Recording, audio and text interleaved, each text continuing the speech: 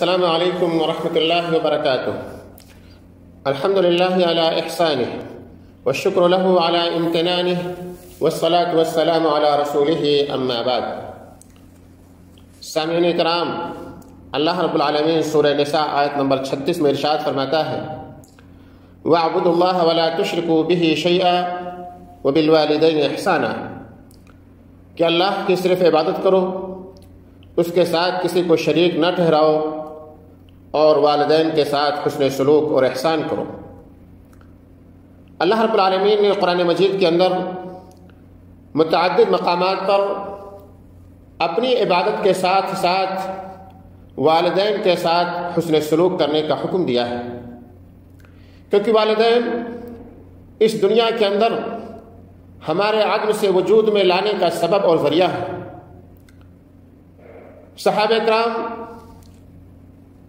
قرآن مجید کے کسی بھی حکم کو جب سنتے تھے، نبی اکرم صلی اللہ علیہ وسلم کے کسی بھی فرمان کو جب بیان کیا جاتا تھا تو فوراً اس پر عمل کرنے کی کوشش کیا کرتے تھے۔ یہی وجہ ہے کہ صحابہ کرام نے والدین کی اطاعت اور فرما برداری میں وہ مثال قائم کی ہے جو رہتی دنیا تک کے انسانوں کے لیے اسوہ اور نمونہ ہے۔ تاریخ کے اندر اسلاف کرام کے بے شمار واقعات بیان کیے جاتے ہیں۔ انہی واقعات میں سے ایک عظیم واقعہ سیدنا اسامہ بن زید رضی اللہ تعالیٰ عنہما کا ہے، جو ماں کے ساتھ وفاداری اور محبت اور اطاعت اور فرما برداری کی اعلیٰ مثال ہے۔ سیدنا اسامہ بن زید رضی اللہ تعالیٰ عنہما کو کون نہیں جانتا؟ یہ نبی اکرم صلی اللہ علیہ وسلم کے چہتے ہیں۔ بسا اوقات بعض باتیں صحابہ کرام نبی اکرم صلی اللہ علیہ وسلم سے پوچھنے سے ڈرتے تھے تو وہ اسامہ بن زید رضی اللہ تعالیٰ عنہ کے ذریعے سے پوچھا کرتے تھے۔ نبی اکرم صلی اللہ علیہ وسلم نے اسامہ بن زید کے بارے میں فرمایا تھا ان اسامہ بن زید لاحب الناس الی او من احب الناس الی وانا ارجو ان يكون من صالحیکم فاستوصوا به خیرا۔ اسامہ بن زید میرے محبوب ترین لوگوں میں سے ہیں، مجھے امید ہے کہ یہ تمہارے نیک لوگوں میں سے ہوں گے، اس لیے تم بھی ان کے ساتھ خیر و بھلائی کا معاملہ کیا کرو۔ چنانچہ صحابہ کرام بھی اسامہ بن زید رضی اللہ تعالیٰ عنہ سے بے حد محبت کیا کرتے تھے۔ عمر بن خطاب رضی اللہ تعالیٰ عنہ کے زمانہ خلافت میں جب لوگوں کے لیے وظائف مقرر کیے گئے تو عمر بن خطاب رضی اللہ تعالیٰ عنہ نے اسامہ بن زید کے لیے سالانہ 5000 درہم مقرر کیا، اور اپنے بیٹے عبداللہ ابن عمر رضی اللہ تعالیٰ عنہ کے لیے صرف اور صرف 2000 درہم۔ جب ان کے بیٹے نے اپنے باپ سے کہا فضلت علی اسامہ وقد شہدت ما لم یشہد، آپ نے اسامہ کو مجھ پر فوقیت دی ہے حالانکہ میں ان جنگوں میں حاضر ہوا ہوں جن میں وہ حاضر نہیں ہوئے ہیں، تو عمر بن خطاب رضی اللہ تعالیٰ عنہ نے اپنے بیٹے کے جواب میں کہا ان اسامہ کان احب الی رسول اللہ صلی اللہ علیہ وسلم منک وابوہ کان احب الی رسول اللہ من ابیک۔ اسامہ تمہارے بالمقابل میں رسول اللہ صلی اللہ علیہ وسلم کو زیادہ محبوب تھے، اور اسامہ کے والد زید رضی اللہ تعالیٰ عنہ رسول اللہ صلی اللہ علیہ وسلم کے نزدیک تمہارے باپ سے زیادہ محبوب تھے۔ اسامہ بن زید رضی اللہ تعالیٰ عنہ اپنی والدہ سے بڑی محبت سے پیش آیا کرتے تھے۔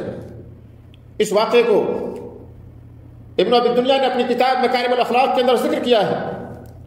اسامہ بن زید اپنی ماں کی ہر خواہش پوری کیا کرتے تھے، اور حتی المقدور حتی الامکان ان کی خدمت میں مشغول رہا کرتے تھے۔ مدینہ منورہ میں ان کا ایک باغ تھا، اس باغ میں کھجور کے بہت سارے درخت تھے، بلکہ تقریباً 1000 درخت تھے۔ ایک روز ان کی ماں نے اپنے بیٹے اسامہ بن زید سے کہا کہ میری خواہش ہے کہ میں جمار کھاؤں۔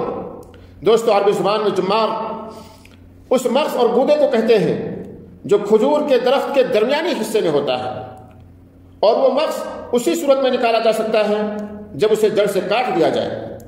چنانچہ اسامہ بن زید رضی اللہ تعالیٰ عنہ نے ماں کی فرمائش کی تکمیل کے لیے ایک پھلدار کھجور کا پیڑ کاٹ ڈالا اور اس میں سے مغز نکال کر کے ماں کی خدمت میں پیش کر دیا۔ جب لوگوں نے پھلدار درخت کو اس طرح کاٹتے دیکھا تو کہنے لگے کہ کھجور کا یہ درخت بڑا پھلدار ہے، اس کا مغز نکالنے کے لیے اس طرح بے دردی سے اسے کاٹنا مناسب اور زیب نہیں دیتا ہے، آخر کیا وجہ ہے کہ تم نے یہ عمدہ پھل کاٹ ڈالا؟